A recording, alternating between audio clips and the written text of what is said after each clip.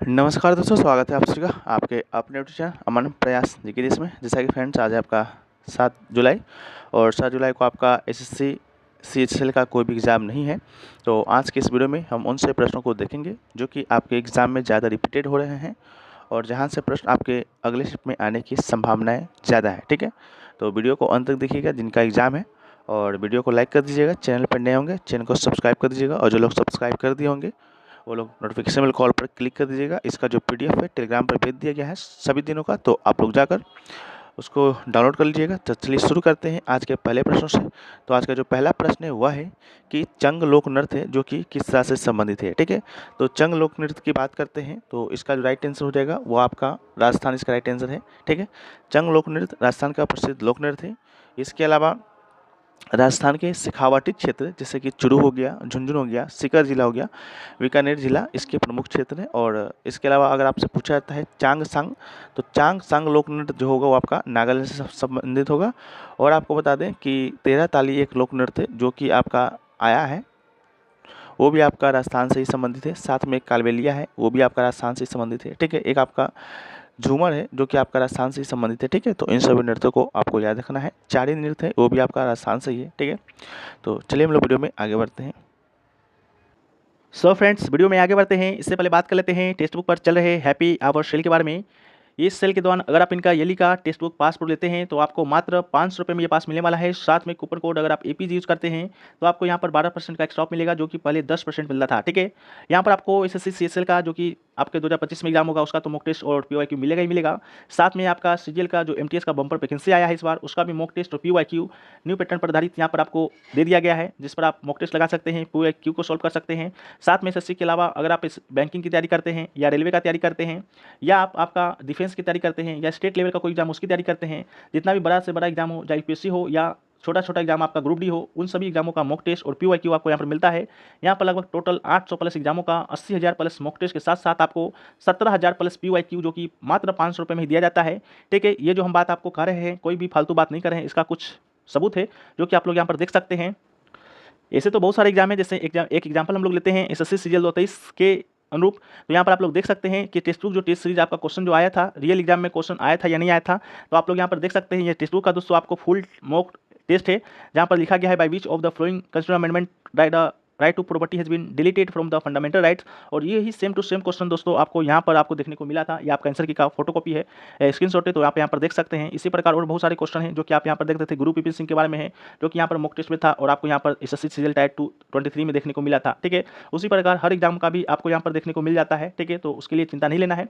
इसका आपका जो लिंक है डिस्क्रिप्शन में दिया गया है, साथ में कॉमेंट सेक्शन में भी पिन किया हुआ रहेगा, तो आपको जाना है, लिंक पर क्लिक करना है, ऐप को डाउनलोड करना है और कूपन कोड आपको एपीजी यूज़ करना है। ठीक है, वहाँ पर आपको 12% का एक्स्ट्रा मिलेगा। तो चलिए बढ़ते हैं हम लोग वीडियो में आगे। नेक्स्ट क्वेश्चन जो पूछा गया कि भारतीय संविधान का कौन सा अनुच्छेद नागरिकता से संबंधित है।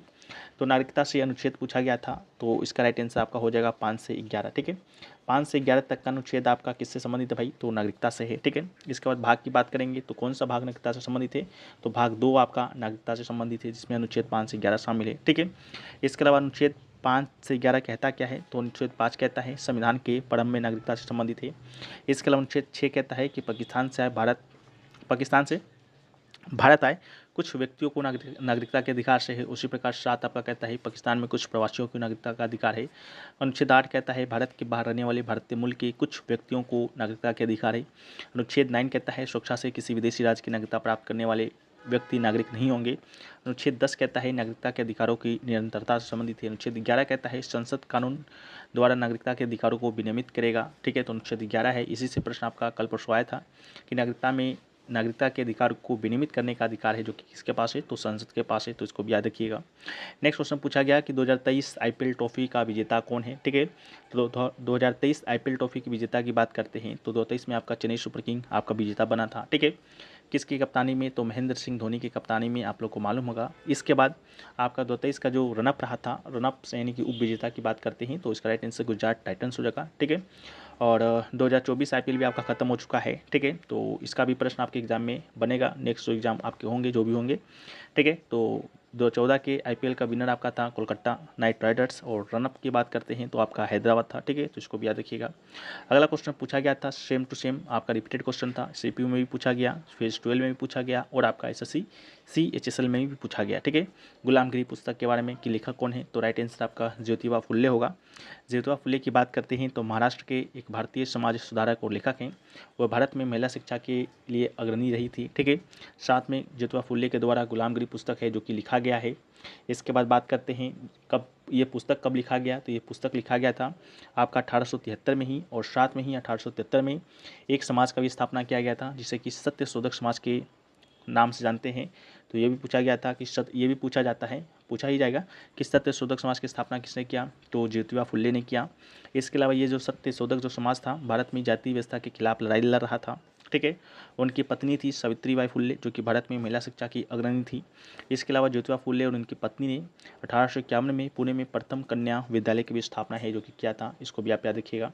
इसके अलावा जो नेक्स्ट क्वेश्चन आपसे पूछा गया वो पूछा गया कि रमज़ान के पवित्र माह के अंत में कौन सा त्यौहार मनाया जाता है, तो रमज़ान के पवित्र माह के अंत में हम लोग नहीं, जो लोग इस्लाम धर्म से संबंधित हैं वो ईद उल फितर मनाते हैं। तो ईद उल फितर इसका राइट आंसर होगा। ईद उल फितर एक धार्मिक त्यौहार है जो मुस्लिम द्वारा रामजान के पवित्र महीने के अंत में मनाया जाता है। इसके अलावा ये इस्लामिक कैलेंडर के 10वें महीने शवाल के पहले दिन मनाया जाता है। इसके अलावा मुसलमानों को यह त्यौहार मूल रूप से भाईचारे को बढ़ावा देने वाला त्यौहार है। प्रत्येक व्यक्ति इस त्यौहार को एक साथ मनाता है और ईश्वर से सुख शांति समृद्धि के लिए प्रार्थना करता है। ईद उल फितर की खुशी संपूर्ण विश्व में पूरे उत्साह के साथ मनाया जाता है। ठीक है, तो इसको भी याद रखिएगा। नेक्स्ट क्वेश्चन पूछा गया कि कर्नाटक के वर्तमान में राज्यपाल कौन है, वर्तमान में ही पूछा गया था। ठीक है, तो शायद आपका जनवरी 2024 लिखा गया था। ठीक है, जो भी हो, आपका वर्तमान में कर्नाटक के राज्यपाल हैं श्री थावरचंद गहलोत, तो इसका राइट आंसर आपका थावरचंद गहलोत हो जाएंगे। ठीक है, इसके अलावा सभी राज्य के राज्यपालों के बारे में हम लोग देखें तो आंध्र प्रदेश के राज्यपाल हैं इस अब्दुल नज़ीर। इसके अलावा अरुणाचल प्रदेश के राज्यपाल हैं केवल्य त्रिविक्रम पटनायक। इसके अलावा असम के राज्यपाल पूछा ही गया था आपका कल परसों कि कौन है, तो गुलाब चंद कटारिया हैं। और बिहार के राज्यपाल हैं राजेंद्र विश्वनाथ आलेकर। छत्तीसगढ़ के हैं विश्वभूषण हरिचंदन। गोवा के राज्यपाल हैं PS श्रीधरन पिल्लई। गुजरात के राज्यपाल हैं श्री आचार्य देवव्रत। हरियाणा के हैं बंडारू दत्तात्रेय। हिमाचल प्रदेश के राज्यपाल हैं शिव प्रताप शुक्ल जी। इसके अलावा झारखंड के राज्यपाल हैं CP राधाकृष्णन। कर्नाटक के हैं थावरचंद गहलोत। केरल के हैं आरिफ मोहम्मद खान। इसके अलावा मध्य प्रदेश की बात करते हैं तो मध्य प्रदेश के मंगूभाई चंगनभाई पटेल राज्यपाल हैं। महाराष्ट्र के राज्यपाल हैं श्री रमेश बैस। मणिपुर के हैं सुश्री अनुसुईया उइके। मेघालय के राज्यपाल हैं श्री फागू चौहान। मिजोरम की बात करते हैं तो कम्भम पत्ती हरिबाबू हैं। नागालैंड के श्री ला गणेशन हैं। उड़ीसा के रघुवर दास हैं। पंजाब की बात करते हैं श्री बनवारी लाल पुरोहित जी हैं। राजस्थान की बात करते हैं तो कलराज मिश्र हैं। तमिलनाडु के हैं RN रवि। और सिक्किम के आपके राज्यपाल हैं लक्ष्मण प्रसाद आचार्य। तेलंगाना के राज्यपाल हैं CP प्रसाद कृष्णन जिनको अतिरिक्त प्रभार दिया गया है। त्रिपुरा के हैं नल्लू इंद्रसेना रेड्डी। आंध्र प्रदेश की बात करते हैं तो श्रीमती आनंदीबेन पटेल हैं। इसके अलावा उत्तराखंड की बात करते हैं तो लेफ्टिनेंट जनरल गुरमीत सिंह है। और पश्चिम बंगाल के राज्यपाल हैं डॉक्टर श्री आनंद बोस, तो इसको भी याद रखिएगा। ठीक है, इसके अलावा नेक्स्ट क्वेश्चन जो पूछा गया कि 2022 में सुप्रीम कोर्ट में EWS का आरक्षण है जो कि कौन सी संशोधन के तहत ये लोग लागू किया था। ठीक है, मैंने बरकरार रखा था। 2022 में एक आपका वर्डिक्ट आया था। ठीक है, तो उसमें 103वां जो संविधान संशोधन के माध्यम से जो EWS को 10% आरक्षण दिया गया है भारत के सरकारी नौकरी में और कॉलेजों में। ठीक है, तो उन्हीं से संबंधित 10% आरक्षण को सुप्रीम कोर्ट ने जारी रखा था। ठीक है, बरकरार रखा था और ये आपका 103वां संविधान संशोधन से संबंधित था। ठीक है, नेक्स्ट क्वेश्चन है कि ओलंपिक में पदक जीतने वाली पहली भारतीय महिला पहलवान कौन है। तो हमने जब आपसे फर्स्ट शिफ्ट का वीडियो में जब आपके एग्जाम में पूछा गया था कि कॉमनवेल्थ गेम में पदक जीतने वाली पहली महिला पहलवान कौन थी। ठीक है, जिसका राइट आंसर था गीता फोगाट। ठीक है, उसी समय हमने आपको ये भी फैक्ट से जो कि बताया था, तो आप लोग जाकर वीडियो को देख सकते हैं कि ओलंपिक में पदक जीतने वाली पहली भारतीय महिला के बारे में और एक्स्ट्रा फैक्ट के बारे में बताया गया था या नहीं। तो इसका राइट आंसर आपका साक्षी मलिक होगा। महिला पहलवान साक्षी मलिक ने 18 अगस्त 2016 को तीसरे स्थान के साथ 2016 रियो ओलंपिक का पहला पदक अर्जित किया था। ठीक है, 23 साल की साक्षी मलिक कुश्ती में पदक जीतने वाली पहली भारतीय महिला थी और किसी भी ओलंपिक खेल में जीतने वाली चौथी। ठीक है। इसके बाद गीता फोगाट एक फ्री स्टाइल पहलवान है जिन्होंने 2010 में राष्ट्रमंडल खेलों में कुश्ती में भारत का पहला स्वर्ण पदक जीता था। ठीक है, तो ये भी पूछा गया था फर्स्ट शिफ्ट में। ये ओलंपिक ग्रीष्मकालीन खेलों के लिए क्वालिफाई करने वाली पहली भारतीय महिला पहलवान भी थी। ठीक है, तो इसको भी याद रखिएगा। नेक्स्ट क्वेश्चन पूछा गया कि 2022 की गरीबी सूचकांक में भारत में कितने मिलियन लोग गरीब हैं। तो दुनिया में सबसे ज़्यादा गरीब आपका भारत में ही है, 22.8 करोड़ लोग आपका है। इसको मिलियन में कन्वर्ट करना है। इसके बाद नाइजीरिया के लोग हैं भारत के बाद। ठीक है, ये जो आपका गरीबी सूचकांक है, बहुआयामी गरीबी सूचकांक वैश्विक वाला, ये आपका यूएनडीपी और Oxford poverty and human development initiative OPHI के द्वारा जारी किया जाता है। तो 2022 में जारी किया गया था। इसी के अकॉर्डिंग भारत में इतना गरीब है और नाइजीरिया में इतना है। भारत फर्स्ट पर है, नाइजीरिया सेकंड पर है। ठीक है, नेक्स्ट क्वेश्चन है कि दिनेश कुमार त्रिपाठी 2024 में किस पद के लिए नियुक्त किए गए हैं। तो नौसेना का प्रमुख, नौसेना स्टाफ का प्रमुख के रूप में ये आपके नियुक्त किए गए हैं। ठीक है, एडमिरल दिनेश कुमार त्रिपाठी भारतीय नौसेना के सेवारत 4 सितारा ध्वज अधिकारी हैं और वो नौसेना स्टाफ के वर्तमान में 26वें प्रमुख हैं। तो इसका राइट आंसर हो जाएगा। ठीक है, नौसेना का। अगला क्वेश्चन पूछा गया था कि फ्लूट का आपका हिंदी में नाम क्या है। तो फ्लूट का हिंदी में नाम है आपका बांसुरी। तो इसका राइट आंसर बांसुरी हो जाएगा। ठीक है, इसके अलावा इसका तेलुगु का भी नाम है। क्या नाम है? तो पिल्लन ग्रोवी। ठीक है, पिल्लन ग्रोवी याद रखिएगा, बांसुरी का ही तेलुगु नाम है। इसके अलावा बांसुरी के अन्य नाम में बाही हो गया, बांसुरी हो गया, बंसी हो गया, बसरी हो गया, मुरली हो गया। ठीक है, इसके अलावा एक बांसुरी भारतीय उपमहाद्वीप से उत्पन्न होने वाली एक तरफ उड़ाई गई बांसुरी है। यह बांस से निर्मित एरोफेन है जिसका उपयोग हिंदुस्तानी शास्त्रीय संगीत में किया जाता है। इसे ऋग्वेद और हिंदू धर्म के अन्य वैदिक ग्रंथों में नारी तुनमा के रूप में जाना जाता है। इसके महत्व संचालन की चर्चा संस्कृत ग्रंथ नाट्यशास्त्र में की गई है। ठीक है, नेक्स्ट क्वेश्चन है कि किस देश ने पहली बार फीफा कप जीता है। ठीक है, तो जब आपका पहला जो फीफा विश्व कप हुआ था वो आपका उरुग्वे ने जीता था और सौभाग्य देखिए कि उरुग्वे के द्वारा ही इसका आयोजन किया गया था। यानी कि पहली बार फीफा कहाँ आयोजित हुआ? उरुग्वे में हुआ। जीता कौन? उरुग्वे हुआ। और रनअप कौन बना? तो अर्जेंटीना बना। ठीक है, तो इसको भी याद रखिएगा। ये जो फीफा विश्व कप है फुटबॉल से संबंधित है, हर 4 साल के बाद होता है और ये पहली बार शायद 1930 में हुआ था। ठीक है, और अभी लास्ट बार 2022 में हुआ है। तो 2022 में विजेता आपका कौन है? तो अर्जेंटीना है। उप विजेता फ्रांस है। और आयोजन कहाँ हुआ था? तो आयोजन आपका हुआ था कतर में। ठीक है, तो कतर में भी यह हुआ था, कतर की राजधानी दोहा में। तो इसको भी याद रखना है। अगला है कि 2011 की जनगणना के अनुसार निम्नलिखित में से किस राज्य में शहरी जनसंख्या सर्वाधिक है। ठीक है, शहरी जनसंख्या सर्वाधिक है आपसे पूछा गया था, जिसका राइट आंसर आपका गोवा था। ठीक है, ये आपका नहीं था। महाराष्ट्र में तो शहरी जनसंख्या तो है ही। ठीक है, महाराष्ट्र आपके पूर्ण संख्या के मामले में महाराष्ट्र टॉप पर है। इसके अलावा उत्तर प्रदेश सेकेंड पर है, तमिलनाडु आपका थर्ड पर है। और प्रमुख राज्यों में बात करते हैं तो तमिलनाडु शहरीकृत क्षेत्रों में इतना प्रतिशत, अगर प्रतिशत पूछा जाता तो तमिलनाडु इसका राइट आंसर होगा। ठीक है, आबादी के साथ सबसे शहरीकृत राज्य है। इसके बाद केरल का स्थान आता है, इसके बाद महाराष्ट्र का आता है। हिमाचल प्रदेश की बात करते हैं तो शहरी आबादी का अनुपात सबसे यहाँ पर कम है और इसके बाद बिहार का आता है, इसके बाद आपका असम का आता है। इसका आपका थोड़ा सा क्वेश्चन आपका चेंज हो सकता है, मे बी आपसे गोवा इसका राइट आंसर था। ठीक है, गोवा स्टूडेंट के द्वारा बताया गया था। ठीक है, एक बार हम इसको चेक करते हैं कि आखिरकार आपका क्या पूछा गया था। ठीक है, एक बार तो आपसे राज्यों में सबसे अधिक प्रतिशत पूछा गया था शहरी आबादी का, तो इसका राइट आंसर गोवा ही होगा। ठीक है, गोवा में 62.2% आपका जो है लोग हैं जो कि शहर में रहते हैं। ठीक है, तमिलनाडु में तो मात्र 48.4 रहते हैं। तो ये आपका प्रमुख राज्यों में है, लेकिन ओवरऑल राज्यों में बात करेंगे तो गोवा ही आपका इसका राइट आंसर होगा। ठीक है, तो इसको सही कर लीजिएगा, गोवा आपका इसका राइट आंसर हो जाएगा। नेक्स्ट क्वेश्चन है कि what are the 7 level of classification of species. ठीक है, आपको टेक्सोनॉमी से आया था, आपको इसको सजाना था कि जो आपका 7 लेवल है टेक्सोनॉमी का, kingdom, phylum, class, order, family, genus और स्पीसीज, इसको सही क्रम में सजाना था।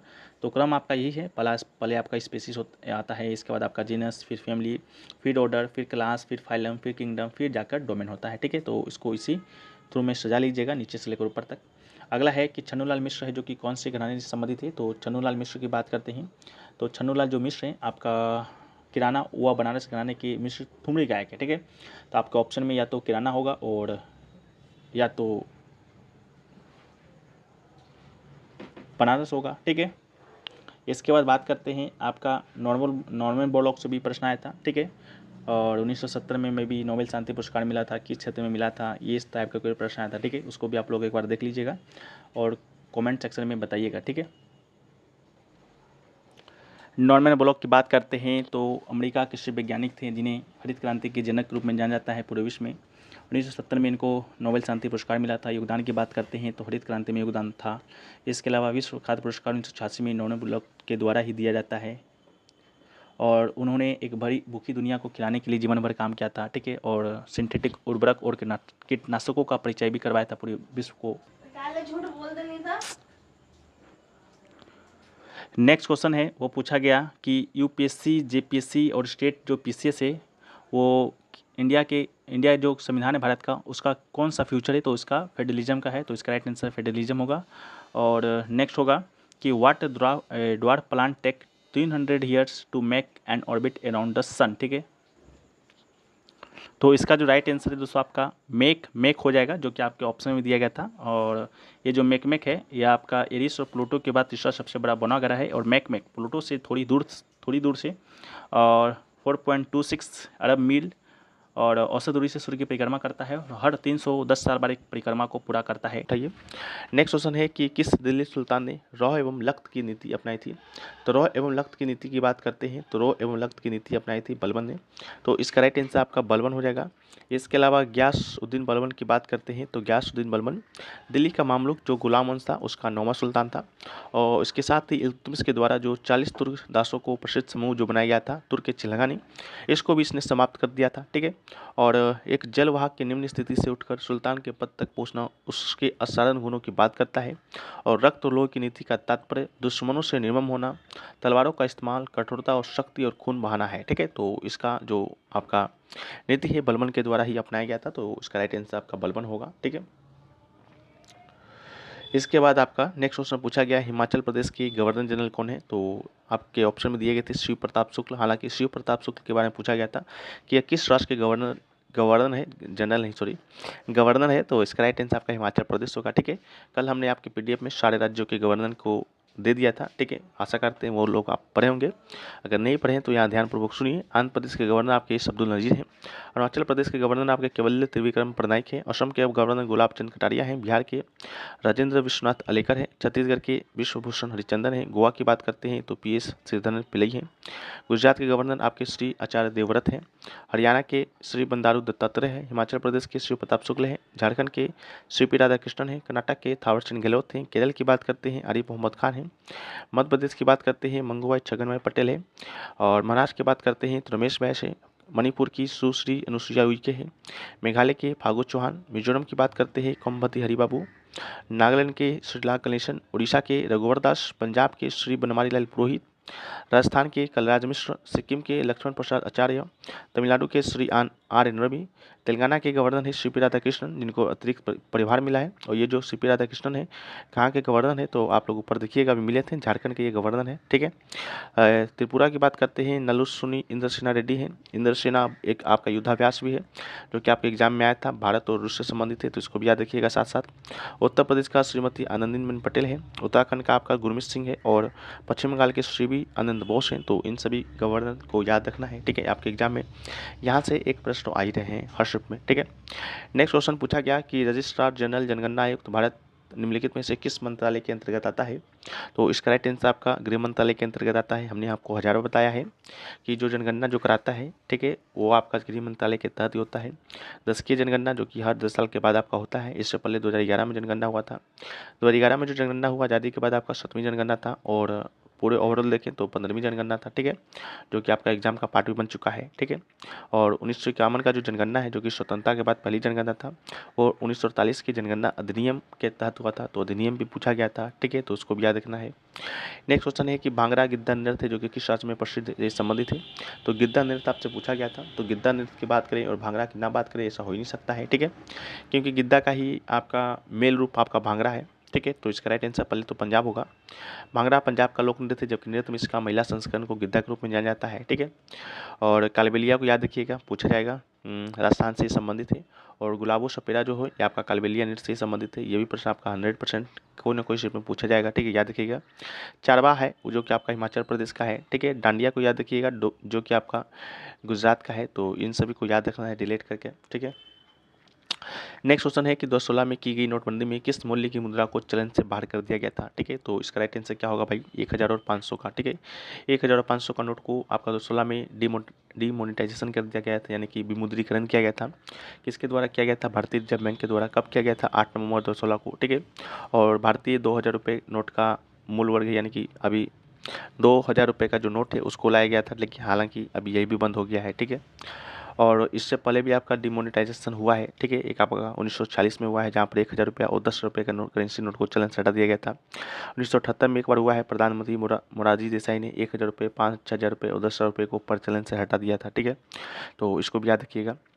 नेक्स्ट क्वेश्चन है कि वाद्य यंत्रों का नाम है जो कि उनकी किस विशेषता के आधार पर रखा गया है। तो वाद्य यंत्र का जो नाम है, वाद्य यंत्र जैसे संतूर हो गया, बांसुरी हो गया, ठीक है, उन सभी का जो नाम है ध्वनि की उत्पत्ति के आधार पर रखा गया है। तो इसका राइट आंसर आपका ध्वनि की उत्पत्ति के आधार पर होगा। ठीक है, इसके अलावा जो नेक्स्ट क्वेश्चन पूछा गया वो पूछा गया कि परमाणु ऊर्जा के अध्यक्ष कौन है। तो परमाणु ऊर्जा के अध्यक्ष की बात करते हैं तो अजय कुमार मोहंती हैं। तो इसका राइट आंसर आपका अजय कुमार मोहंती होगा।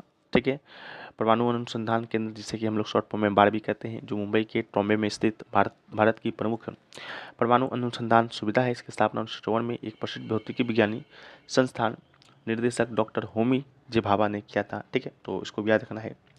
नेक्स्ट क्वेश्चन पूछा गया कि लुप्त प्राय एशियाई शेर किस भारतीय राज्य में पाए जाते हैं। तो लुप्त प्राय जो एशियाई शेर है वो आपका गुजरात में पाया जाता है। तो इसका राइट आंसर गुजरात होगा। गुजरात में एक राष्ट्रीय उद्यान है, गिर राष्ट्रीय उद्यान, वहीं पर ये आपका शेर है जो कि पाया जाता है। ठीक है, तो इसको भी याद रखिएगा। इसके अलावा अगर आपसे पूछा जाता है एक सींग वाला गेंडा कहाँ पाया जाता है, तो एक सींग वाला गेंडा की बात करेंगे तो ये दोस्तों आपका असम में पाया जाता है। असम में एक आपका राष्ट्रीय उद्यान है, काजीरंगा राष्ट्रीय उद्यान। ठीक है, वहीं पर ये आपका पाया जाता है। तो एक सींग वाला गेंडा भी याद रखिएगा, लुप्त प्राय एशियाई शेर भी याद रखिएगा। ठीक है, तो बढ़ते हैं नेक्स्ट क्वेश्चन की ओर।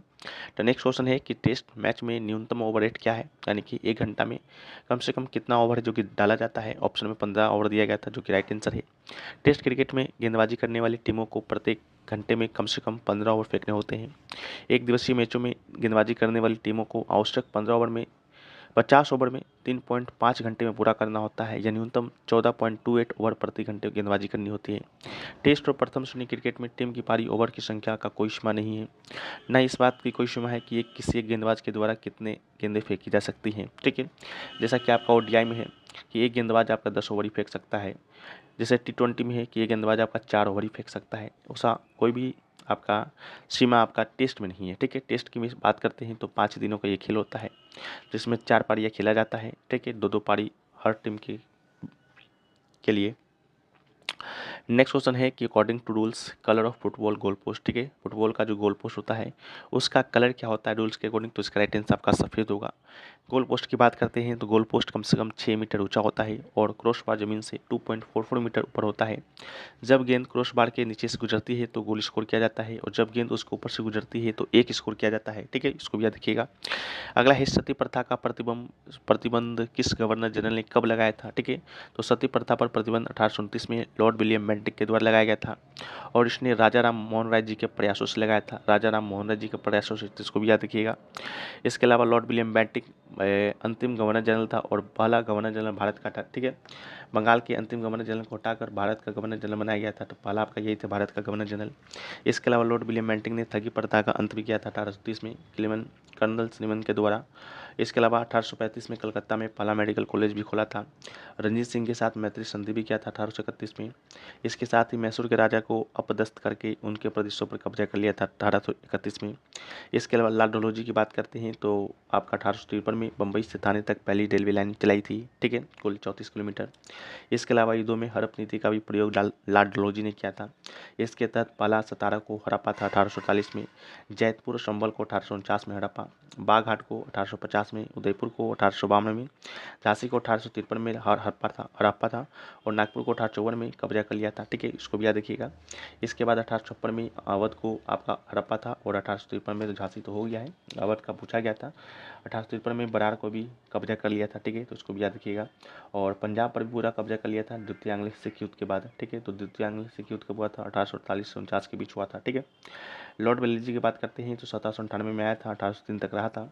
इसके द्वारा सहायक गठबंधन का सिद्धांत पेश किया गया था। ठीक है, इसके अलावा 1800 ईस्वी में कलकत्ता में फोर्ट विलियम कॉलेज का स्थापना इसी के द्वारा किया गया था।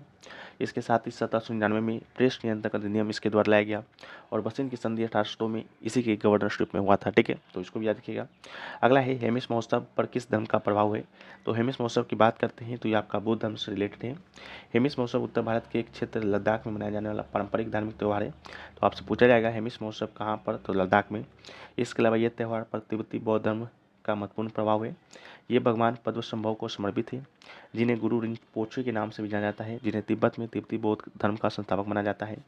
वहाँ पर आपका हेमिस मठ भी है जहाँ त्यौहार होता है। लद्दाख का सबसे महत्वपूर्ण सबसे बड़ी मठों में से एक है और तिब्बती बौद्ध परंपरा में बहुत महत्व रखता है। उसके बाद जैन धर्म में कुछ महत्वपूर्ण त्यौहारों की सूची के बारे में देखें तो महावीर जयंती आता है। परशुराम पर्व याद रखिएगा, बहुत इंपॉर्टेंट है, आपके एग्जाम में पूछा जा चुका है पहले। ठीक है, दिवाली की बात करते हैं, जैन दिवाली आता है। संवत्सरी क्षमावानी पर्व आता है। नवपद ओली आता है। ज्ञान पंचमी आता है। मौनी एकादशी आता है। अक्षय तृतीया आता है। ये सभी आपका जैन धर्म से संबंधित त्यौहार है। नेक्स्ट क्वेश्चन है कि घरेलू क्रिकेट चैंपियनशिप रणजी ट्रॉफी है जो कि उसका जो नामकरण है किसके नाम पर रखा गया था। तो ऑप्शन में रंजीत सिंह था, तो सब लोग वही मार दिए होंगे रंजीत सिंह, लेकिन इसका नहीं। इसका राइट आंसर होगा रंजीत सिंह भिवाजी जडेजा। ठीक है, इनका पूरा नाम था और इन्हीं के नाम पर ये रखा गया था। ठीक है, तो इसको भी याद रखिएगा। और रणजी ट्रॉफी घरेलू प्रथम श्रेणी क्रिकेट चैंपियनशिप है जिसका नाम भारतीय क्रिकेटर सर रंजीत सिंह भिवाजी जडेजा के नाम पर रखा गया। इसका नाम अंतर्राष्ट्रीय क्रिकेट में खेलने वाले पहले क्रिकेटर रंजीत सिंह भिवाजी जडेजा के नाम पर रखा गया था, रणजी के नाम से भी जाना जाता है। श्रृंखला की घोषणा 1934 में किया गया था। प्रारंभिक खेल आपका 1934-35 में हुआ था पटियाला के महाराजा भूपेंद्र सिंह ने ट्रॉफी है जो कि आपका दान दिया था। ठीक है, तो इसको भी याद रखिएगा। नेक्स्ट क्वेश्चन है कि डैश पृथ्वी से दूसरा निकटतम तारा है। ठीक है, तो इसका राइट आंसर आपका पृथ्वी से सबसे नज़दीकी तारा तो सूर्य है, लेकिन दूसरा सबसे पूछा गया था तो अल्फा सेंचुरी है। यह पृथ्वी से 4.3 प्रकाश वर्ष दूर है। नेक्स्ट क्वेश्चन है कि कोंकण रेलवे का गठन किस वर्ष किया गया था भाई। तो कोंकण रेलवे का जो गठन है वो आपका 1990 में किया गया था, तो इसका राइट आंसर आपका 1990 होगा, इसको भी याद रखिएगा। इसके अलावा 19 जुलाई 1990 को कोंकण रेलवे की स्थापना की गई थी और यह पहली जो ट्रेन है 26 जनवरी 1998 को गणतंत्र दिवस पर पूर्ण ट्रैक पर पहली बार ट्रेन को हॉरिजॉन्टल दिखाकर रवाना किया गया था। इसके अलावा कोंकण रेलवे का जो ट्रैक गेज है ब्रॉड गेज है। ठीक है, यह महाराष्ट्र के रोहा को कर्नाटक के मंगलोर से जोड़ने वाला 60 किलोमीटर लंबा रेल मार्ग है। यह इसे इंजीनियरिंग चमत्कार माना जाता है। 146 नदी धाराओं, लगभग 2000 पुलों और 91 सुरंगों को पार करता है। महाराष्ट्र, गोवा, कर्नाटक राज्य इस उपक्रम में भागीदार है, तो इसको भी याद रखिएगा। ठीक है, नेक्स्ट क्वेश्चन पूछा गया, who introduced the concept of virtual water, यानी कि आवासीय जल की अवधारणा किसने प्रस्तुत किया था। ठीक है, तो आवासीय जल की अवधारणा की बात करते हैं तो यह आपका किया था भूगोलवेत्ता टोनी एलन ने। ठीक है, 1993 में, तो इसका राइट आंसर आपका टोनी एलन होगा। ठीक है, जिससे उत्पादों और सेवाओं के उत्पादन के लिए आवश्यक पानी की मात्रा का उल्लेख किया गया था। ठीक है, तो इसका राइट आंसर होगा। आगे बढ़ते हैं तो नेक्स्ट क्वेश्चन है कि 2024 आईसीसी पुरुष T20 जो विश्व कप है आपका कहाँ हुआ था। अभी हाल ही में 29 जून को ये समाप्त हुआ है, जैसा कि आप लोग को मालूम होगा, और अपना देश जो भारत है उसका विजेता बना है। तो ये कहाँ पर हुआ है, कहाँ पर इसका आयोजन हुआ था। तो इसका आयोजन आपका वेस्ट इंडीज और संयुक्त राज्य अमेरिका के द्वारा किया गया था, दोनों का संयुक्त मेजबानी के द्वारा। ठीक है, ये जो आपका आईसीसी पुरुष T20 विश्व कप है हर 2 साल के बाद होता है और 2024 में इसका यह 9वां संस्करण था। ठीक है, 1 से 29 जून के बीच ये आपका हुआ है और कहाँ हुआ है तो वेस्ट इंडीज़ में हुआ है। इसके अलावा कहाँ हुआ है भाई, तो ये आपका संयुक्त राज्य अमेरिका में के द्वारा सह मेजबानी के द्वारा हुआ है। ठीक है, और ये दूसरी बार है जब आपका वेस्ट इंडीज़ में आयोजित किया जा रहा था और संयुक्त राज्य अमेरिका में खेले जाने वाला पहला आईसीसी टूर्नामेंट था। ठीक है, इसको भी याद रखिएगा। चैंपियन कौन बना, तो चैंपियन बना था अपना देश भारत बना था। इसका दूसरा खिताब था, पहला खिताब 2007 में जब आपका आईसीसी पुरुष T20 विश्व कप का शुरुआत हुआ था, उस समय भारत विजेता बना था। ठीक है, रनअप की बात करते हैं तो रनअप आपका दक्षिण अफ्रीका रहा था। इसके अलावा श्रृंखला का सर्वश्रेष्ठ खिलाड़ी यानी कि मैन ऑफ द सीरीज किसे मिला था, तो मैन ऑफ द सीरीज मिला था आपका जसप्रीत बुमराह को, जो कि भारत के ही खिलाड़ी थे। ठीक है, इसके अलावा सर्वाधिक रन किसने बनाया था, तो अफगानिस्तान के थे रहमानुल्लाह गुरबाज, 281 रन बनाए थे। इसके अलावा सर्वाधिक विकेट किसने लिया था, तो जो सर्वाधिक विकेट है वो दोस्तों आपका लिया था अफगानिस्तान का ही फजल हक फारूकी ने 17 विकेट, और भारत का जो अर्शदीप थे वो भी 17 विकेट के साथ बराबरी पर थे। कितने प्रतिभागियों ने भाग लिया था, तो 20 प्रतिभागियों ने भाग लिया था। ठीक है, चलिए नेक्स्ट क्वेश्चन है कि अटल जो सुरंग है वो आपका किसे जोड़ती है। तो अटल सुरंग की बात करते हैं तो ये जो अटल सुरंग है ये दोस्तों आपका मनाली को लाहौल स्पीति घाटी से जोड़ती है, तो इसका राइट आंसर होगा अटल सुरंग को आधिकारिक तौर पर वर्ल्ड बुक रिकॉर्ड्स के द्वारा 10,000 फीट से अधिक ऊंचाई पर स्थित विश्व की सबसे लंबी राजमार्ग सुरंग के रूप में प्रमाणित किया गया है। इसके अलावा इसकी किलोमीटर लंबाई की बात करेंगे तो 9.02 किलोमीटर है। ये सुरंग 3,000 मीटर की ऊंचाई पर दुनिया का सबसे लंबी राजमार्ग सुरंग है, इसको भी याद रखिएगा। ठीक है, नेक्स्ट क्वेश्चन पूछा गया कि निम्नलिखित में से कौन सा असम राज्य का शास्त्रीय नृत्य है। तो असम राज्य का शास्त्रीय नृत्य की बात करेंगे तो इसका राइट आंसर क्या होगा? इसका राइट आंसर आपका सतरिया होगा। ठीक है, ये सतरिया को संगीत नाटक अकेडमी के द्वारा वर्ष 2000 में संगीत नाटक अकेडमी के द्वारा शास्त्रीय नृत्य का दर्जा प्रदान किया गया था। ठीक है, तो संगीत नाटक अकेडमी के द्वारा अभी वर्तमान में 8 शास्त्रीय नृत्य है। वो 8 में से कौन कौन है? तो एक आपका भरतनाट्यम है, इसके अलावा एक आपका कथकली जो कि केरल का है, कुचिपुड़ी दोस्तों आंध्र प्रदेश का है, कथक की बात करते हैं तो उत्तर भारत का है, मोनियट्टम आपका केरल का है, और मणिपुरी आपका मणिपुर का है, और ओडिसी आपका उड़ीसा का है। ठीक है, इसको याद रखिएगा। इसके अलावा संस्कृति मंत्रालय के अकॉर्डिंग अगर आपसे पूछता है तो इसका राइट आंसर आपका नो होगा। ठीक है, क्योंकि जो छऊ नृत्य थे, छऊ नृत्य को भी आपका शास्त्रीय नृत्य का दर्जा प्रदान किया गया है। ठीक है, छऊ नृत्य की बात करते हैं तो 3 अलग अलग राज्यों में अलग अलग नामों से मनाया जाता है। जैसे पश्चिम बंगाल में बात करेंगे तो पुलिया छऊ के नाम से, झारखंड में बात करेंगे तो सरायकेला छऊ के नाम से मनाया जाता है, और इसके बाद अगर हम बात करते हैं उड़ीसा में तो मयूरभंज छऊ के नाम से जाना जाता है, तो इसको भी याद रखिएगा। नेक्स्ट क्वेश्चन पूछा गया सार्क का पूरा नाम क्या है। ठीक है, तो सार्क का फुल फॉर्म पूछा गया था, जिसका राइट आंसर होगा the south Asian association of regional cooperation, यानी कि दक्षिण एशियाई क्षेत्रीय सहयोग संगठन। ठीक है, इसके स्थापना हुआ था 8 दिसंबर 1985 को ढाका में हुआ था। ठीक है, इसके अलावा 2007 में 13वां वार्षिक शिखर सम्मेलन में अफगानिस्तान भी सार्क का नया सदस्य बन गया था। सार्क का मुख्यालय की बात करते हैं तो नेपाल के काठमांडू में स्थित है। इसके अलावा सार्क में 8 सदस्यीय राज्य हैं, अफगानिस्तान हो गया, बांग्लादेश, भूटान, अपना देश भारत भी है, मालदीव भी है, नेपाल है, पाकिस्तान है, श्रीलंका भी शामिल है। वर्तमान में सार्क में 9 पर्यवेक्षक भी हैं। 9 पर्यवेक्षक कौन कौन से हैं भाई? तो ऑस्ट्रेलिया है, चीन है, यूरोपीय संघ है, ईरान है, जापान है, कोरिया गणराज्य है, मॉरिशस है, म्यांमार है, और आपका यूएसए भी है। सार्क जो है, सार्क में विश्व का 3% क्षेत्र है, विश्व की जनसंख्या का 21%, और वैश्विक अर्थव्यवस्था का 3.8% आपका ये शामिल है। ठीक है, तो इसको भी याद रखिएगा, शायद आपसे पूछ ही दिया जाए कि सार्क में विश्व की जनसंख्या का कितना प्रतिशत जनसंख्या शामिल है, तो 21% है। ठीक है, नेक्स्ट क्वेश्चन है कि नंदा देवी राष्ट्रीय उद्यान कब स्थापित किया गया था। तो आपसे कब नहीं आया था, आपसे पूछा था कि नंदा देवी राष्ट्रीय उद्यान कहाँ पर है। ठीक है, तो नंदा देवी राष्ट्रीय उद्यान की बात करेंगे तो उत्तराखंड के चमोली जिले में है, तो इसका राइट आंसर होगा।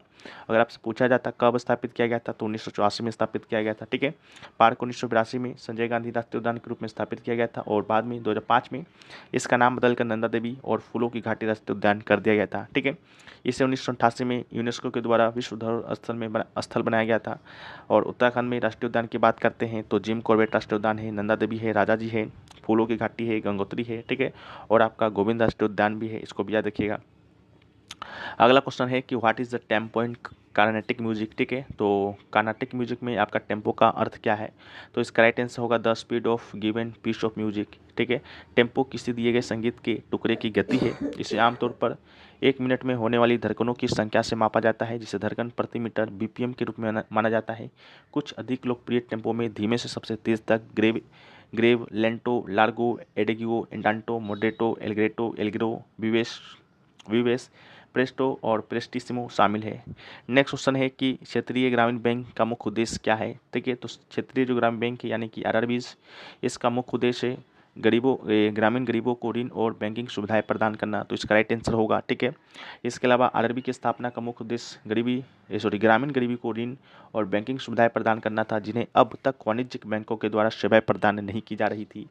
कार्य की बात करते हैं तो क्षेत्रीय ग्रामीण बैंकों के कार्य किसी भी अन्य वाणिज्यिक बैंक के समान ही है, और आरआरबी की स्थापना 26 सितंबर 1975 को होती है। ठीक है, इसको भी याद रखिएगा। अधिनियम की बात करेंगे तो क्षेत्रीय ग्रामीण बैंक अधिनियम 1976 के प्रावधानों के तहत होता है। ठीक है, तो इसको भी याद रखना है। नेक्स्ट क्वेश्चन है कि 2023 का हॉकी विश्व कप जो पुरुष वाला हुआ था वो आपका भारत के किन 2 स्टेडियम में हुआ था? उन 2 स्टेडियम का नाम आपसे पूछा गया था। तो 2 स्टेडियम था, एक था कलिंगा स्टेडियम जो कि भुवनेश्वर में है, और एक था आपका बिरसा मुंडा अंतर्राष्ट्रीय हॉकी स्टेडियम जो कि आपका राउरकेला में है। इन्हीं 2 स्टेडियम में आपका हुआ था। ठीक है, तो यही पूछा गया था कहाँ पर हुआ था। ठीक है, तो उड़ीसा में हुआ था। ठीक है, कब से कब तक हुआ? 13 से 29 जनवरी 2023 तक हुआ। ठीक है, चैंपियंस कौन रहा? तो चैंपियंस आपका जर्मनी रहा, जिसका तीसरा खिताब था। द्वितीय विजेता यानी कि रनअप की बात करेंगे तो बेल्जियम आपका रनअप बना था। और संस्करण की बात करते हैं तो ये दोस्तों आपका 15वां संस्करण था। ठीक है, नेक्स्ट क्वेश्चन पूछा गया था Dussehra in which month of according to Hindu calendar. तो हमने फर्स्ट डे के ही पीडीएफ में और वीडियो में हमने आपको सारे जो हिंदू जो त्यौहार है उनके हिंदू कैलेंडर के अकॉर्डिंग कब मनाए जाते हैं उसका जिक्र किया था और उसमें शामिल है, जाकर देखिएगा। उसमें दशहरा भी है, आपसे जब पूछा गया था दिवाली के बारे में तब दशहरा के बारे में ही बताए थे, ठीक है। तो दशहरा की बात करते हैं तो अश्विनी माह मनाया जाता है, जो कि ग्रेगोरियन कैलेंडर के अकॉर्डिंग सितंबर अक्टूबर में बढ़ता है। दशहरा की बात करते हैं तो बुराई पर अच्छाई की जीत का प्रतीक है। दशहरा हिंदू कैलेंडर के 7वें महीने अश्विनी महीने के 10वें दिन मनाया जाता है, जिसमें पूर्णिमा दिखाई देती है। इस घटना को उज्ज्वल पखवाड़ा कहा जाता है, ठीक है। इसके अलावा अगर आपसे दिवाली पूछा जाता तो दिवाली की बात करते हैं तो ये कौन से माह में, ये आपका कार्तिक माह में मनाया जाता है। इसके बाद आपसे पूछा जाता है होली, होली कौन से माह मनाया जाता है तो फाल्गुन माह मनाया जाता है। फाल्गुन माह में, ये जो फाल्गुन माह है हिंदू कैलेंडर के अनुसार आपका अंतिम महीना है, इसको भी याद रखिएगा। इसके अलावा आपसे पूछा जाता है रामनवमी, रामनवमी की बात करते हैं ये कब मनाया जाता है तो ये आपका चैत माह में मनाया जाता है। रक्षाबंधन कब मनाया जाता है तो सावन में मनाया जाता है, ठीक है। तो इसको भी आप याद रखिएगा, ये सभी आपके एग्जाम में प्रश्न आ चुके हैं और आएंगे। नेक्स्ट क्वेश्चन की बात करते हैं तो नेक्स्ट क्वेश्चन आपसे पूछा गया कि संविधान का 100वां जो संशोधन है वो आपका किस वर्ष हुआ था, ठीक है। वर्ष पूछा गया था, ना कि किससे संबंधित है, ठीक है। तो वर्ष की बात करते हैं तो इसका राइट आंसर तो 2015 होगा। लेकिन अगर आपसे पूछा जाता किससे संबंधित है तो भारत और बांग्लादेश के बीच भूमि सीमा से समझौता से संबंधित है, ठीक है। इसके अलावा 100वां संशोधन 2015 में भारत और बांग्लादेश के बीच भूमि समझौता 1974 की पुष्टि की थी। समझौते के अनुसार बांग्लादेश ने भारत के कब्जे से 111 स्केप पर कब्जा कर लिया। भारत को कुछ बिहार में बांग्लादेश से 51 स्केप प्राप्त हुए थे।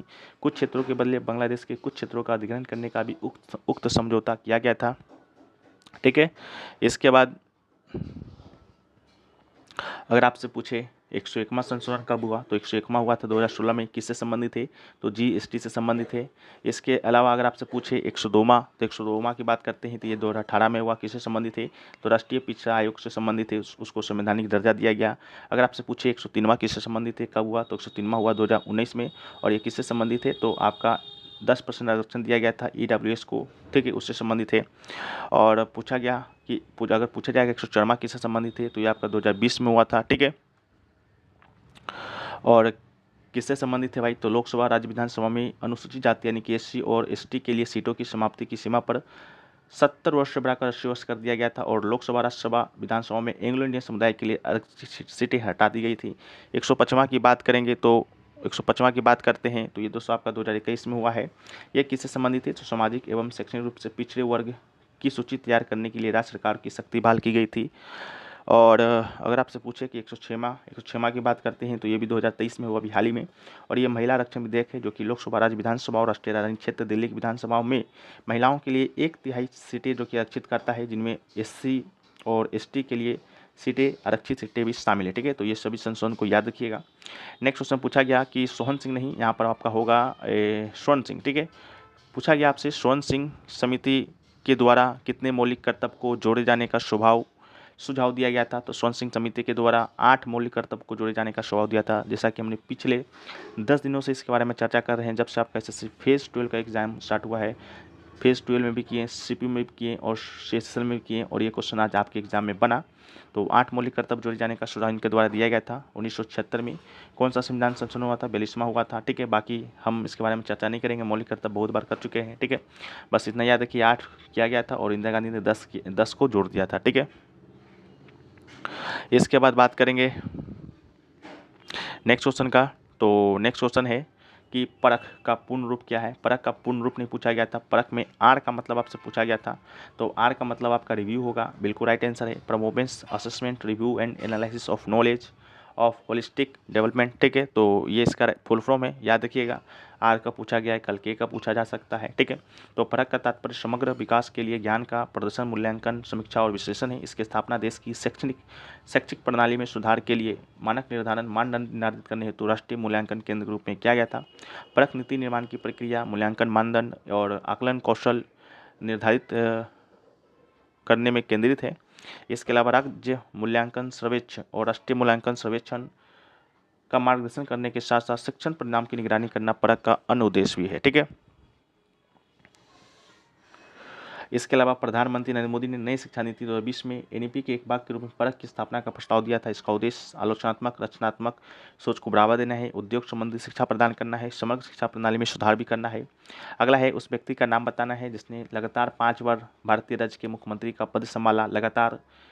तो ये क्वेश्चन आपका हो सकता है थोड़ा सा चेंज आया हो, आपसे प्रकाश सिंह बादल के बारे में पूछा गया था, ठीक है, कि अभी हाल ही में पंजाब के पश्चिमी लगातार मुख्यमंत्री लगातार तो नहीं कह सकते 5 कार्यकाल समाप्त करने के बाद अब 2023 में किस राज्य के मुख्यमंत्री का निधन हुआ था, तो पंजाब के प्रकाश सिंह बादल का निधन हुआ था अभी 2023 में अप्रैल में 25 अप्रैल को। ठीक है, यह 1970 से 1971 तक पंजाब के 8वें मुख्यमंत्री के रूप में कार्य किया। 1977 से 80 तक, फिर 87 से 2002 तक, 2007 से 2017 तक, आज तक पंजाब के सबसे लंबे समय तक मुख्यमंत्री हैं। ठीक है, तो इसको याद रखिएगा। और बाकी ज्योति बसु के बारे में भी याद रखिएगा। यह ज्योति जो बसु हैं लगातार 5 बार पश्चिम बंगाल के मुख्यमंत्री रह चुकी हैं। और अगर आपसे पूछा जाता है कि सबसे लंबे समय तक सेवा करने वाला सीएम कौन है भारत में अभी तक की बात करेंगे तो पवन कुमार चामलिंग हैं, जो कि सिक्किम के मुख्यमंत्री के तौर पर कार्य कर चुके हैं। दूसरे स्थान पर आपके नवीन पटनायक जी हैं, जो कि उड़ीसा के मुख्यमंत्री के रूप में कार्य कर चुके हैं। ठीक है, तो इसको भी याद रखिएगा। तो नेक्स्ट क्वेश्चन है, तो नेक्स्ट क्वेश्चन जो पूछा गया वो पूछा गया, electrochemical cell is use to convert chemical energy into electric energy by which reaction. ठीक है, तो रिएक्शन का नाम पूछा गया था, तो इसका राइट आंसर रेडॉक्स रिएक्शन होगा। इलेक्ट्रोकेमिकल और cell is a device which converts chemical energy into electrical energy through a redox reaction. ठीक है, नेक्स्ट क्वेश्चन है कि भारत का सबसे साक्षर जिला कौन सा है। तो भारत के साक्षर जिला की बात करते हैं तो भारत का सबसे साक्षर जिला तो सिरछिप है 2011 के जनगणना के अकॉर्डिंग। में भी आपसे 2023 का ही पूछा गया था, तो जो भी पूछा गया हम आप लोग कमेंट सेक्शन में बताइएगा। ऐसे तो एक ये 2011 के जनगणना के अकॉर्डिंग पहले भी पूछा जा चुका है, तो सिरछिप भारत का सबसे साक्षर जिला है। और आपको बता दें कि यह मिजोरम जिलों में मिजोरम का जिला है। इसकी साक्षरता दर 97.91% है। वहीं पर बात करते हैं अलीराजपुर का, तो अलीराजपुर है मध्य प्रदेश का सबसे लिस्ट लिटरेट डिस्ट्रिक्ट है। ठीक है, तो इसको भी याद रखिएगा। नेक्स्ट क्वेश्चन है कि 2023 एशियाई कुश्ती चैंपियनशिप है जो कि कहाँ हुआ था। तो 2023 का जो एशियाई कुश्ती चैंपियनशिप की बात करते हैं तो ये काजाकिस्तान के अस्ताना में हुआ है, तो इसका राइट आंसर हो जाएगा। ये आपका 19वां संस्करण था और यह 9 से 14 अप्रैल तक काजाकिस्तान के अस्ताना में हुआ है। ठीक है, तो इसको भी याद रखना है। नेक्स्ट क्वेश्चन है कि तराइन का युद्ध निम्नलिखित में से किसके बीच हुआ था। तो तराइन का युद्ध आपको मालूम होगा कि इतिहास में 2 तराइन का युद्ध होता है, एक आपका 1191 में, एक आपका होता है 1192 में। ठीक है, दोनों युद्ध है आपका पृथ्वीराज चौहान और मोहम्मद गोरी के बीच लड़ा जाता है। लेकिन 1191 का जो तराइन का युद्ध था उसमें विजेता बनता है पृथ्वीराज चौहान, लेकिन 1192 का जो तराइन का युद्ध होता है उसमें विजेता बनता है गोरी। तो इसको भी याद रखिएगा। ये जो तराइन है आपका तराइन शहर के पास थानेश्वर के पास वर्तमान में हरियाणा दिल्ली से लगभग 150 किलोमीटर की दूरी पर यह लड़ा गया था, तो इसको भी याद रखना है। नेक्स्ट क्वेश्चन है कि आत्मनिर्भर भारत अभियान योजना की शुरुआत कब हुआ था भाई।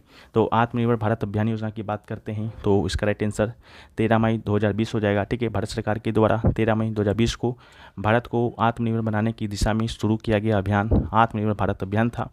नेक्स्ट क्वेश्चन पूछा गया छऊ डांस से रिलेटेड कि Chhau dance is a popular in the dash state. ठीक है, तो इसका राइट आंसर आपका वेस्ट बंगाल होगा। अगर वेस्ट बंगाल ऑप्शन में नहीं होगा तो उड़ीसा होगा, उड़ीसा नहीं होगा तो झारखंड होगा, लेकिन तीनों में से कोई एक ही होगा।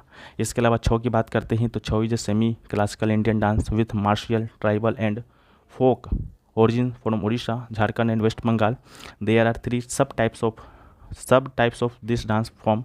एक आपका है पुरुलिया छऊ जो कि वेस्ट बंगाल में किया जाता है, मयूरभंज छऊ उड़ीसा में, और सरायकेला छऊ की बात करते हैं तो झारखंड में किया जाता है। इसको भी आप याद रखिएगा। ठीक है, इसके अलावा जो नेक्स्ट क्वेश्चन पूछा गया वो पूछा गया कि भारत में मानसून प्राप्त करने वाला पहला राज्य कौन सा था। ठीक है, तो आपसे पहला राज्य ही पूछा गया था, तो भारत में मानसून प्राप्त करने वाला पहला राज्य अगर पूछा गया था तो इसका राइट आंसर आपका केरल होगा। लेकिन अगर आपसे अंतिम राज्य पूछा जाता तो इसका राइट आंसर आपका पंजाब होता। ठीक है, तो दक्षिण पश्चिम मानसून सबसे पहले भारत के तटीय राज्य केरल के पश्चिमी घाटों पर पहुंचता है, जिससे ये क्षेत्र दक्षिण पश्चिम मानसून से बारिश प्राप्त करने वाला भारत का पहला राज्य बन जाता है। ठीक है, नेक्स्ट क्वेश्चन पूछा गया where is the Khelo India youth games held in 2024। आपका 2023 का पूछा गया था 5th खेलो इंडिया यूथ गेम्स के बारे में। तो 5th खेलो इंडिया यूथ गेम्स 2023 में हुआ था, यह आपका मध्य प्रदेश में हुआ था। वहीं पर बात करेंगे 6th खेलो इंडिया यूथ गेम्स का, तो यह आपका तमिलनाडु में हुआ है। तमिलनाडु के 4 शहर में, चेन्नई, मदुरै, त्रिची और कोयम्बटूर में। ठीक है, इसको भी याद रखिएगा। इसके अलावा खेलो इंडिया यूथ गेम्स का शुरुआत आपका 2018 में होता है, पहला होस्ट दिल्ली के द्वारा किया जाता है। फिर 2019 में पुणे महाराष्ट्र में किया जाता है, 2020 में गुवाहाटी असम में, 2021 की बात करते हैं तो ये आपका पंचकुला हरियाणा में जो कि पोस्टपोन हो गया था, और 2022 में भोपाल मध्य प्रदेश में होता है। ठीक है, नेक्स्ट है कि पीएम प्रणाम योजना से संबंधित आपका प्रश्न पूछा गया था। आपसे प्रश्न का लैंग्वेज इस प्रकार था कि रासायनिक जो उर्वरक है उसका उपयोग कम करने के लिए कौन सा योजना शुरू किया गया था। तो इसका राइट आंसर पीएम प्रणाम योजना था। तो पीएम प्रणाम योजना इसका राइट आंसर होगा। पीएम प्रणाम धरती माता के पुनरुद्धार, जागरूकता, पोषण और सुधार के लिए पीएम कार्यक्रम को केंद्रीय बजट जो 2023-24 लॉन्च किया गया था उसी में इसका जिक्र किया गया था। ठीक है, तो इसको भी याद रखना है।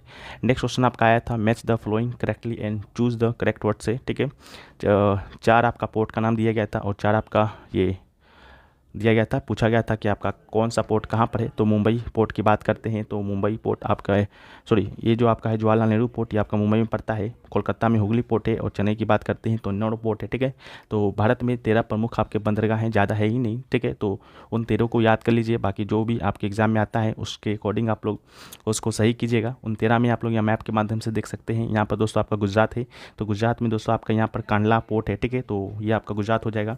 ये आपका मुंबई पोर्ट है, मुंबई में आपका वेस्ट मुंबई में एक पोर्ट है। ठीक है, इसके अलावा एक आपका जवाहरलाल नेहरू पोर्ट है, इसे नाना सवा पोर्ट के नाम से भी जाना जाता है। ये दोस्तों आपका गोवा में पड़ता है, मरमुगांव पोर्ट, इसको भी याद रखिएगा। इसके अलावा न्यू मैंगलोर पोर्ट की बात करते हैं तो ये दोस्तों आपका पड़ता है कर्नाटक में। ये आपका कोची पोर्ट है जो कि आपका केरल में पड़ता है। ये आपका है तूतीकोरन पोर्ट जो कि दोस्तों तमिलनाडु में पड़ता है। ये आपका चेन्नई पोर्ट है, वो भी आपका तमिलनाडु में। एन्नोर पोर्ट की बात करते हैं तो ये दोस्तों आपका चेन्नई में ही पड़ता है। ठीक है, विशाखापट्टनम पोर्ट कहाँ, तो आंध्र प्रदेश में। पारादीप पोर्ट की बात करते हैं तो पारादीप जो पोर्ट है वो आपका उड़ीसा में। और कोलकाता और हल्दिया पोर्ट की बात करते हैं तो ये आपका वेस्ट बंगाल में पड़ता है। ठीक है, तो इसको आप मैप के माध्यम से भी याद रख सकते हैं आसानी से। 13 पोर्ट ही है, ज़्यादा पोर्ट है नहीं। ठीक है, नेक्स्ट क्वेश्चन पूछा गया कि भारतीय राजकोषीय घाटा यानी कि फिशियल डिफिसिट से आपका क्वेश्चन पूछा गया था।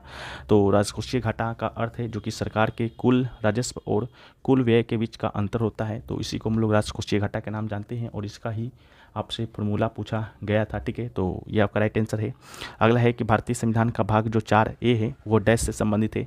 तो भारतीय संविधान का भाग 4A की बात करते हैं तो ये मौलिक कर्तव्य से संबंधित है। मौलिक कर्तव्य के विषय में हमने सभी शिफ्टों के वीडियो में है जो कि बहुत अधिक चर्चा कर चुके हैं, तो अभी हम लोग नहीं करेंगे, बहुत बोरियत हो जाएगा। ठीक है, तो आप लोग भी जो लोग नहीं जानते मौलिक कर्तव्य के विषय में, फिर जो पहले का एनालिसिस वीडियो है उसको देख लीजिएगा, सारे फैक्ट्स को उसमें कवर कर दिया गया है। ये आजकल जो नया क्वेश्चन जो बनकर उभर रहा है मौलिक कर्तव्य से, वो बन रहा है कि सरदार स्वर्ण सिंह समिति एक जो कमेटी था और जिसने मौलिक कर्तव्य को संविधान में जोड़ने का प्रस्ताव दिया था। ठीक है, तो कितने मौलिक कर्तव्य को जोड़ जाने का सुझाव उन्होंने दिया था, तो 8 दिया था। ठीक है, तो इसी को याद रखिएगा, नया नया प्रश्न है तो बता दिए। इसके अलावा नेक्स्ट क्वेश्चन आपका कर्नाटक के वर्तमान राज्यपाल से प्रश्न आया। तो कर्नाटक के वर्तमान में राज्यपाल की बात करते हैं तो ये आपका रिपीटेड क्वेश्चन है। ठीक है, तो इसका राइट आंसर आपका थावरचंद गहलोत होगा। थावरचंद गहलोत कर्नाटक के वर्तमान में राज्यपाल हैं। तो नेक्स्ट क्वेश्चन है कि ब्रज उत्सव है जो कि किस राज्य से संबंधित है। तो ब्रज उत्सव की बात करते हैं तो इसका संबंध है आपका राजस्थान से, तो राजस्थान इसका राइट आंसर होगा।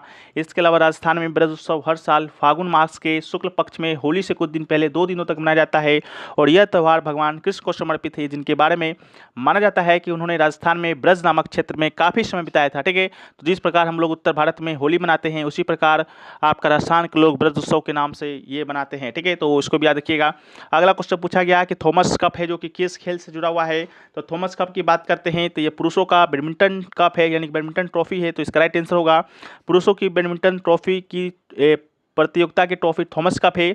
जबकि महिलाओं की बात करेंगे तो जो उबेर कप है वो आपका महिला टेनिस से संबंधित है। ठीक है, तो उसको भी आप याद रखिएगा। नेक्स्ट क्वेश्चन पूछा गया, उससे पहले हम लोग कुछ खेल और ट्रॉफियों को देखते हैं। जैसे हॉकी से सुल्तान अजलान शाह कप संबंधित है, आगा खां कप है। फुटबॉल की बात करते हैं तो कोलंबो कप हो गया, मर्देका कप हो गया, डूरंड कप हो गया। बास्केटबॉल की बात करते हैं तो विलियम कप हुआ, बेंगलोर ब्लूज चैलेंज कप हुआ। बैडमिंटन की बात करते हैं तो Thomas Cup, Agarwal Cup, Chadha Cup, Diwan cup.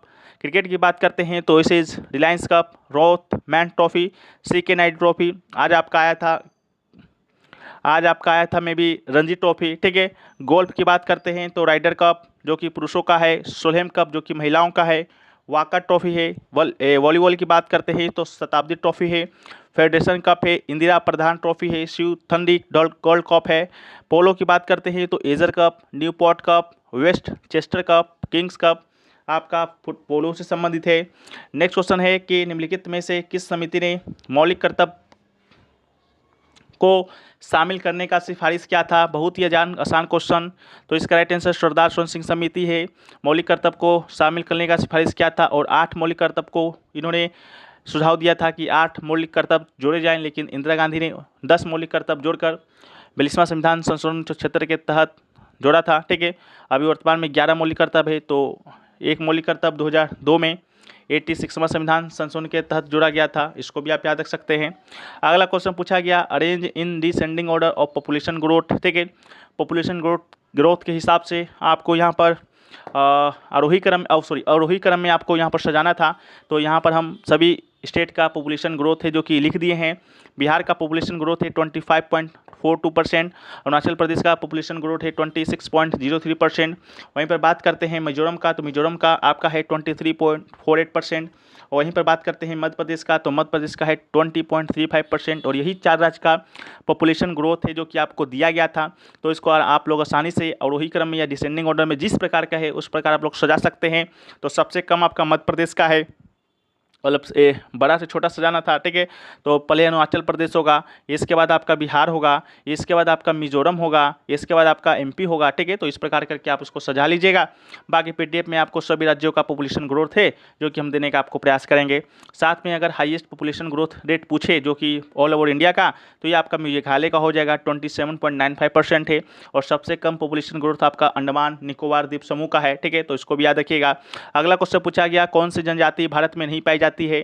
तो जनजाति की बात करेंगे तो 4 ऑप्शन दिया गया था। 4 ऑप्शन में से 3 ऑप्शन आपका भारत के जनजाति से संबंधित था। मसाई जनजाति जो कि आपका भारत से संबंधित नहीं है, मसाई जनजाति इसका राइट आंसर होगा। मसाई दक्षिण केनिया और उत्तरी तंजानिया में निवास कर रहे अर्ध खानाबदोश लोगों का एक निलोटिक जातीय समूह है। वह महान अफ्रीकी झीलों के कई खेल पार्क के पास निवास करने और विशिष्ट रीति रिवाज और पोशाक के कारण सबसे अच्छी ज्ञात स्थानीयवादी है। इसके अलावा भारत की सबसे अधिक ज्ञात जनजातियों के बारे में देखें तो गोंड हो जाएगा जो कि आपका ऑप्शन में था, भील था, संथाल था।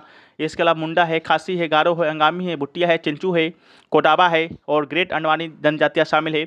2011 के जनगणना के अनुसार हम लोग देखें तो इन सभी जनजातियों में भील आदिवासी समूह है जो कि भारत की सबसे बड़ी जनजाति है। ये देश की कुल अनुसूचित जनजाति आबादी का करीब 38% है, ठीक है। तो इसको भी आप याद रखिएगा।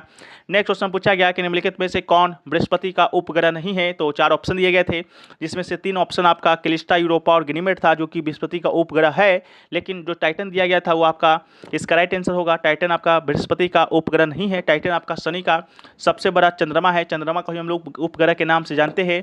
हमारे सौरमंडल के 150 से अधिक ज्ञात चंद्रमाओं में टाइटन एकमात्र ऐसा है जिसमें पर्याप्त वायुमंडल है। और सौरमंडल के सभी स्थानों में से टाइटन पृथ्वी के अलावा एकमात्र ऐसा स्थान है जिसके बारे में ज्ञात है कि इसकी सतह पर नदियां, झील और समुद्र के रूप में तरल पदार्थ हैं, ठीक है। और उसके अलावा डेमोस को याद रखिएगा जो मंगल ग्रह का एक प्राकृतिक उपग्रह है। नेक्स्ट क्वेश्चन पूछा गया, किसके जन्मदिन को अंतर्राष्ट्रीय अहिंसा दिवस के रूप में मनाया जाता है। तो राइट आंसर आपका महात्मा गांधी होगा। महात्मा गांधी जी का जन्म 2 अक्टूबर को हुआ था 1869 में। और 2 अक्टूबर के दिन को हम लोग संयुक्त राष्ट्र के आह्वान पर अंतर्राष्ट्रीय अहिंसा दिवस मनाते हैं। संयुक्त राष्ट्र महासभा ने 15 जून 2007 को 2 अक्टूबर को इसी दिन के रूप में मनाने का एक प्रस्ताव को मंजूरी दिया था। अगला है, गतका निहंग सिख योद्धाओं की एक पारंपरिक लड़ाई शैली जिसका उपयोग आत्मरक्षा के साथ साथ एक खेल के लिए किया जाता है। और भारत के निम्नलिखित में से किस राष्ट्र उत्पन्न हुआ है गतका। तो इसका नाम होगा आपका पंजाब। पंजाब के सिख विशेष मार्शल तकनीकों से जुड़ा हुआ गतका के रूप में जाना जाता है। ये छड़ी की लड़ाई का एक रूप है जहां तलवारों का प्रतिनिधित्व करने के लिए लकड़ी की छड़ियों का उपयोग किया जाता है। 15वीं शताब्दी के आसपास पंजाब में गतका का आविष्कार किया गया था, तो इसको याद रखिएगा। इसके अलावा गतका की सिख त्यौहार परंपरा आज एक खेल या एक प्रकार की प्रदर्शन कला के रूप में प्रचलित है, ठीक है। नेक्स्ट क्वेश्चन आपका आया था मिलान करने के लिए 4 आपका यहाँ पर दिया गया था, उत्सव का नाम या डांस का नाम दिया गया था और उसको मिलान करना था, जिसमें से एक नाम तो मिला है भांगड़ा जिसको पंजाब से मिलान करना था। एक नाम और मिला है बिहू जिसको आपका असम से मिलान करना था। एक नाम शायद आपका टिप्पणी है। टिप्पणी की बात करेंगे टिप्पानी का, तो ये आपका गुजरात से संबंधित है, ठीक है। अगर गिद्दा की बात करें जाएंगे तो गिद्दा भी आपका पंजाब से है। जिस प्रकार भांगड़ा पंजाब में पुरुषों के द्वारा किया जाता है उसी प्रकार जो गिद्दा है पंजाब में महिलाओं के द्वारा किया जाता है, ठीक है। तो 3 नाम तो मिले हैं, भांगड़ा है, बिहू है, टिप्पानी है, बाकी एक और नाम नहीं मिला है। तो आप लोग कमेंट सेक्शन में बताइएगा वो एक नाम और कौन है, ठीक है। नेक्स्ट क्वेश्चन पूछा गया कि by which article Supreme Court of India declared sex work as a profession. तो इसका राइट आंसर आपका आर्टिकल 142 होगा। अभी हाल ही में एक महत्वपूर्ण आदेश आया है, सुप्रीम कोर्ट ने यौन कार्य के लिए एक पेशे के रूप में मान्यता दी है और कहा है कि इसे करने वाले कानून के तहत सम्मान और सम्मान सुरक्षा के हकदार हैं। अदालत ने संविधान के अनुच्छेद 142 के तहत अपनी विशेष शक्तियों का इस्तेमाल किया है। इसके अलावा अनुच्छेद 142 आखिरकार कहता क्या है। तो अनुच्छेद 142 सर्वोच्च न्यायालय के निर्णयों और फैसलों को लागू करने का अधिकार देता है। यह निर्धारित करता है कि अपने अधिकार क्षेत्र के प्रदर्शन में शीर्ष न्यायालय अपने समक्ष आने वाले किसी भी मामले में पूर्ण न्याय प्रदान करने के लिए आवश्यक कोई भी निर्णय या आदेश जारी कर सकता है। संसद के द्वारा अधिनियमित किसी भी कानून या भारत के प्रेसिडेंट के कार्यकारी आदेश द्वारा प्रदान किए गए अनुसार सर्वोच्च न्यायालय के ऐसे आदेश पूरे भारत में लागू किए जा सकते हैं। ठीक है, उसी अनुच्छेद के अकॉर्डिंग जो आपका सुप्रीम कोर्ट है, जो आपका सेक्स वर्कर है, उसके प्रोफेशन को आपका क्या कहा था, पेशे के रूप में मान्यता दिया था। ठीक है, नेक्स्ट क्वेश्चन पूछा गया कि 2023 में मणिपुर में पद्मश्री पुरस्कार किसने जीता है। तो 2023 में आपका फुल क्वेश्चन ये पूछा गया था कि 2023 में मणिपुर से पद्मश्री पुरस्कार पाने वाले कौन वो मंत्री हैं, मिनिस्टर पूछा गया था। तो इसका राइट आंसर आपका थोना ओजम चाओवा होगा। ठीक है, मणिपुर से 2023 में 2 लोगों को पद्मश्री पुरस्कार दिया गया। एक पुरस्कार दिया गया था मणिपुरी मार्शल आर्ट थांगता के प्रसिद्ध गुरु काक चिंग ताम सना थोइबा शर्मा को, और दूसरा जो पुरस्कार है वो दिया गया था आपका किसको दिया गया था भाई, तो पूर्व केंद्रीय मंत्री हैं थोना ओजम चाओवा को दिया गया था। तो इन दोनों का नाम याद रखिएगा, एक और नाम याद रखिएगा सनाइथोवा, जिसको थांगता के मार्शल आर्ट के लिए दिया गया था। और याद रखना है कि थांगता जो है वो आपका मणिपुर का एक मार्शल आर्ट है, जिस प्रकार जो कलारी पट्टू है कल ही आया था, कलारी पट्टू आपका केरल का है, उसी प्रकार थांगता आपका मणिपुर का एक मार्शल आर्ट है। ठीक है, नेक्स्ट क्वेश्चन पूछा गया एलोरा का कैलाश मंदिर किसने बनवाया था, रिपीटेड प्रश्न है। ठीक है, तो एलोरा का कैलाश मंदिर की बात करेंगे तो अगर आपसे वंश पूछा गया होगा तो वंश का राइट आंसर होगा आपका राष्ट्रकूट वंश। अगर आपसे पूछा गया होगा शासक का नाम तो कृष्ण प्रथम इसका राइट आंसर होगा। एलोरा का कैलाश मंदिर महाराष्ट्र के औरंगाबाद जिले में है और राष्ट्रकूट शासक कृष्ण प्रथम ने बनवाया था।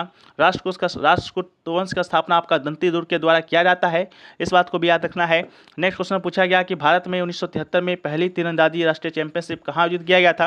हालांकि आपसे शायद ये पूछा गया था कि पहली तीरंदाजी राष्ट्रीय चैंपियनशिप आपका कब किया गया था, तो 1973 में किया गया था। कहाँ किया गया था, तो दिल्ली में किया गया था। ठीक है, इसको भी याद रखिएगा।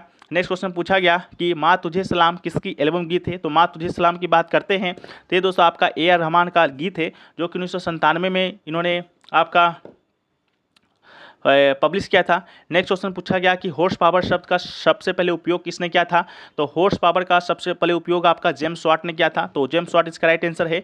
हॉर्स पावर शब्द का सबसे पहला उपयोग 18वीं शताब्दी के अंतकाल में स्कॉटलैंड के इंजीनियर जेम्स वाट ने किया। उसने वाष्प इंजनों से मिलने वाली शक्ति की तुलना अश्व यानी कि घोड़े की खींचने की शक्ति से की थी। नेक्स्ट क्वेश्चन पूछा गया वर्तमान में CBC के अध्यक्ष कौन है, CBC पूछा गया था या CIC पूछा गया था, दोनों में थोड़ा कन्फ्यूजन है। तो CBC का पूछा गया होगा तो प्रवीण कुमार श्रीवास्तव होगा। अगर आपसे CIC का पूछा गया होगा तो हीरालाल समारिया इसका राइट आंसर होगा। ठीक है, हीरालाल समारिया आपका CIC का होगा, लेकिन अगर आपसे CBC का पूछा गया होगा तो प्रवीण कुमार श्रीवास्तव होगा।